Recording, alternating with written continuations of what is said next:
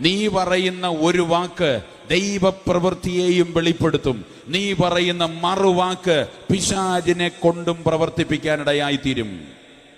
Hallelujah, hallelujah, hallelujah. മനസ്സിലായോ? അതുകൊണ്ട് ഇന്ന് പകൽ നീ ഇന്ന് മുതൽ പിശാചിനെ പ്രവർത്തിപ്പിക്കരുത്, ദൈവത്തെ പ്രവർത്തിപ്പിക്കണം.